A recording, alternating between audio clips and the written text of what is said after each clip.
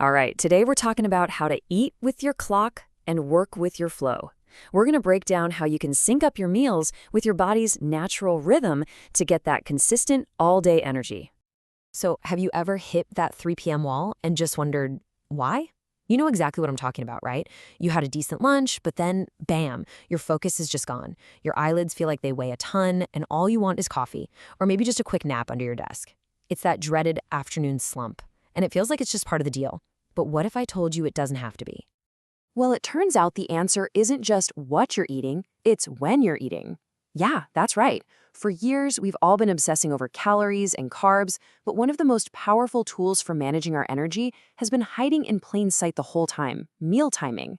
The real key to beating that slump is to start working with your body instead of fighting against it. Okay, so here's our game plan. First, we'll get into the why, your body's daily clock. Then, the what, the perfect blueprint for energy. After that, the how, some super simple habits that make a huge impact. And finally, we'll lay out a 4-week experiment you can try for yourself. All right, let's dive right into part one, the why. We're talking about your body's daily clock. This is really the science behind that midday slump. So, why does meal timing matter so much? Well, it really boils down to 4 main things. First up, your circadian biology. Think of it as your body's internal clock. It's just wired to process food better earlier in the day. Second, you get much better blood sugar stability. Eating at regular times helps you avoid those wild glucose spikes and crashes that lead straight to brain fog. Third, there's gut-brain signaling. When you have a routine, you're actually cueing your body to switch into its rest and digest mode. And finally, it's all about your hormonal rhythm.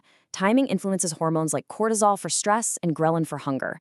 If you get the timing wrong, you're basically in a constant battle with your own biology. Okay, so now that we've got the why down, let's move on to the what. This is the perfect energy blueprint. And don't worry, this is a flexible framework, not some super strict rule book. So, a day of steady energy looks something like this. You wake up, and first thing, hydrate with some warm water. It really helps get your digestion going. Then, within an hour or two, have a light, nourishing breakfast. Think eggs or porridge. Now, here's the real game changer. Between noon and 2 p.m., that's when you have your biggest, most balanced meal of the day. Why? Because that's when your digestion is at its peak. If you need it, you can have a small snack around 3 or 4 p.m., maybe some nuts or hummus. And the goal for dinner? Keep it lighter and try to finish eating at least 3 hours before you go to bed. That gives your body time to focus on rest and repair overnight. All right, knowing the perfect blueprint is great, but how do you actually make it happen? Making it stick is the real challenge, right? Well, it all comes down to a few simple habits that have a really big impact. Okay, habit number 1, pause for 60 seconds before you eat. I know this sounds almost too simple, but it is so powerful. Seriously, before you take that first bite of your meal, just stop, take a few deep breaths. That tiny little ritual, just 60 seconds, is enough to pull your nervous system out of that stressed out fight or flight mode and into the calm, rest and digest state. It makes a huge difference in how well you actually absorb your food. Habit number 2, have at least one device-free meal every day. Come on, we're all guilty of this, right? Eating while scrolling through our phones or answering emails. But just putting the screen away for one meal helps you actually tune into your body. You'll notice your hunger and fullness signals way better, and that simple awareness helps prevent the kind of mindless overeating that sends you straight into a food coma. And habit 3, take a 6 to 12-minute walk after lunch. This one is the ultimate secret weapon against that post-lunch energy crash. A short walk does more than just get your blood flowing, it actually helps your digestion and stabilizes your blood sugar. It's the perfect way to head off that classic feeling of wanting to nap at your desk. Habit number 4 is to mind the caffeine window. Basically, try to avoid it after 2 p.m. I know, that afternoon coffee feels like the perfect solution when you're crashing, but it's often a trap. See, caffeine after 2 p.m. can mess with your sleep quality, even if you think you're sleeping just fine. And we all know that bad sleep is a recipe for low energy the next day. So by protecting your sleep, you're protecting your energy for tomorrow. Okay, so we've talked a lot about the theory, but theory is one thing, results are what really matter. So think of this next part not just as information, but as an invitation. It's time to run a little experiment on yourself and actually see the results firsthand. Here's a super simple 4-week plan. In week 1, you do nothing different. Just focus on awareness. Track when you eat and how your energy levels feel. That's it. In week 2, you make 2 small changes. Make lunch your main meal and add that short walk after lunch. For week 3, you layer on 2 more habits, the pre-meal pause and 1 device-free meal.